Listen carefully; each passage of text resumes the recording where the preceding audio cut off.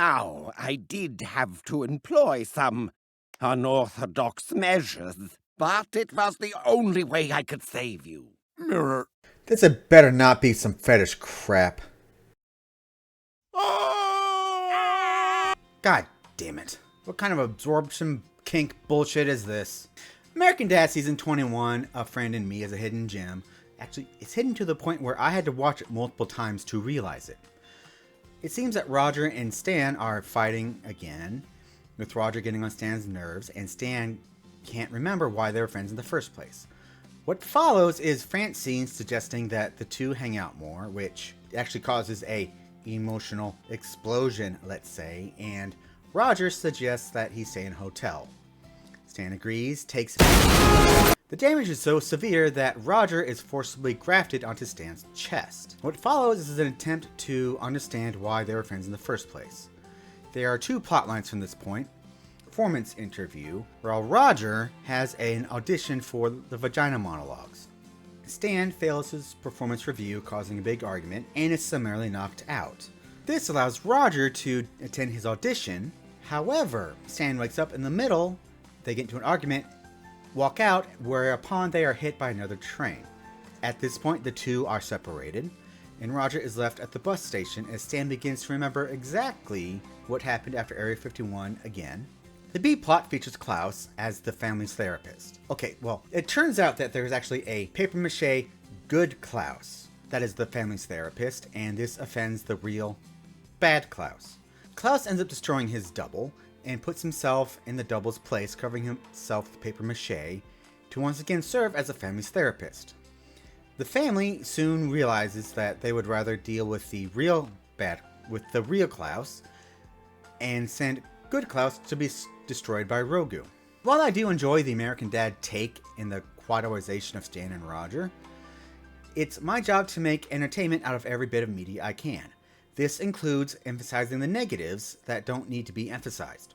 So, here are some emphasized negatives for comedic effect. My most basic thought on the first watch through is, and keep in mind, more advanced thoughts are coming. Is this really another Stan and Roger argument story? I mean, this is like the third one they've had, and every time I get solved in the same way. Stan is angry at Roger, they get into a big argument, they're apart. Stan realizes that he and Roger are actually friends. See, here's the thing. In this episode, that same plot line requires Stan and Roger to quadoize. Stan even brings this up in the episode. Eventually repaid my life debt by saving his. Yada, yada, yada, because we were really friends. But Okay, see how he states he doesn't know why they are friends. That plot line is actually answered in Season 6's You Debt Your Life when Roger moves out of the house. However, Stan ends up missing Roger to the point where he asks Andy Dick himself to live into his attic because he misses Roger's antics. At the end, the family gets back together and Roger finally admits to Stan that, yes, they are friends. And that's basically what I mean by they've covered this before, because they've covered this before. See, storylines like this appear every few seasons. In Francine 9/11, for example, Roger gets kicked out of the house because of his antics, only to move back when he promises to be nice. However, it turns out that being nice is killing him, because if they aren't dicks, the ash holishness builds up, turns into bile, and poisons him. I mention that because I think this episode is a take on both how many times they have covered this, as well as it being a popular plotline in sitcom TV. Look at how they changed stations in an argument. Two Princes by the Spin Doctors?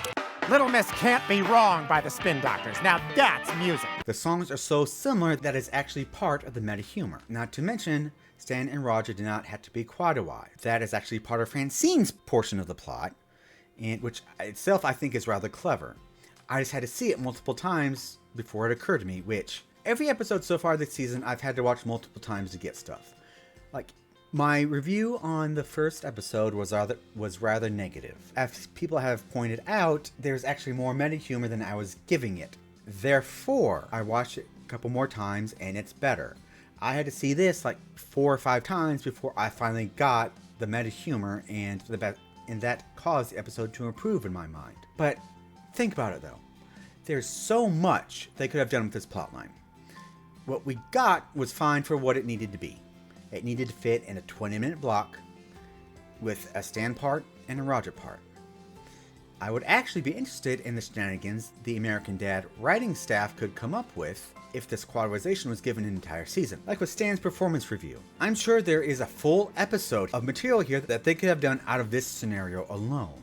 I mean, as it is, there's not much to this scene except a very straightforward Stan in an interview with Bullock, who's presumably still hunting Roger. I don't know if that's true or not. I don't know if he's given up.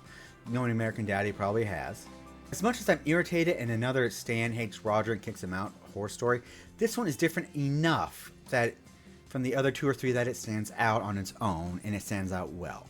I do love the callback in Stan's performance review where Bullock's flat out states, "My records indicate that you missed 112 days of work last year.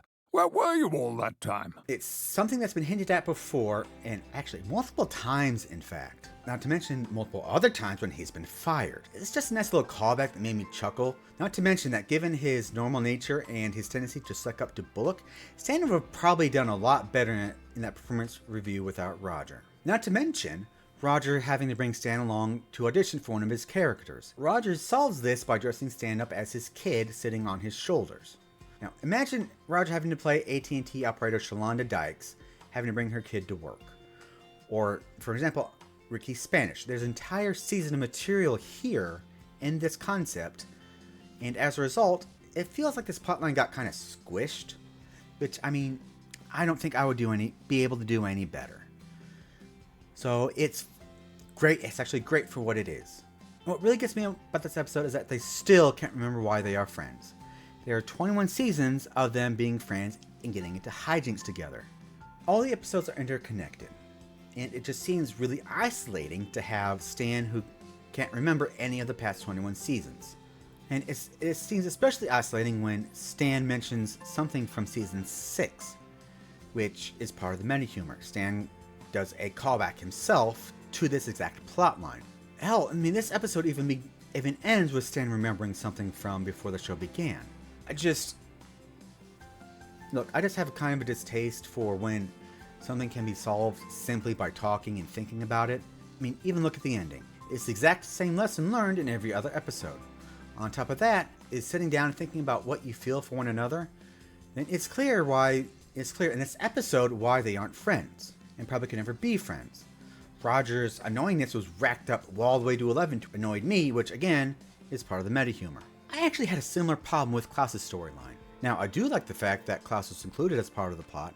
However, it seems like his character got assassinated just a little bit. I mean, we've seen Pervert Klaus in season 1, and that Pervert Klaus did not last long. Now, what we got later on is socially awkward Klaus. Klaus, that was chilling. I blacked out! And then after that, we got frat boy Klaus. But this Klaus just gives Predator vibes. Like, no, not that kind. The bad kind of Predator vibes. I just want to know why this version of Klaus has to turn into Quagmire. Quagmire, as he is in Family Guy, is gross and, quite frankly, unfunny, and I just hate him. And this Klaus currently is headed in that direction. In fact, we've been through this similar plotline before. In Season 7, Episode 13, Dr. Klaustus, Klaus replaces Roger as the family therapist. However, Klaus's advice ends up shattering the family. The family will prefer Roger's lies over everything, and as a result, Klaus is forced to go into Iraq and get Roger back. But this takes Season 1 Pervert Klaus in Season 13 and brings him into a composite I don't like. Frankly, I like the idea of Pervert Klaus to an extent. But here he is lusting after a high school student. And as someone who volunteers in a children's hospital and a women's shelter, I have a healthy distaste for that. It absolutely grinds my gears in a way that very few things do. Frankly, it was fine when the jokes were centered around him banging Francine, or one of Francine's friends, because those are older women. Frankly, punt Klaus into the atmosphere. I think American Dad did well in Season 18's Steve Snot in the quest for the OG4 Loco, where Steve and Snot wind up dressing in Roger's costumes, causing everyone to see them as two 40-year-olds. When they show up at a high school party, the high school students wind up hunting them down and trying to kill them. But what we see here with Klaus is just wrong and weird. Not to mention a large backstep, but I've already covered that. But I really enjoyed the humor in this episode. A typical favorite of mine is my Mambo teacher was a saint. That was just Chef's Kiss. That was a superb pun. It was the crowning moment of the episode for me because I love a good pun. Now, other than that, it was a really good episode. Everyone, please have fun and enjoy. Now, don't forget to leave a like and a comment. My Patreon and PayPal are in the descriptions below. Should you want me to continue these, I'm also open for other shows. I'm looking at Death Clock, for example. But everyone, please have fun and enjoy.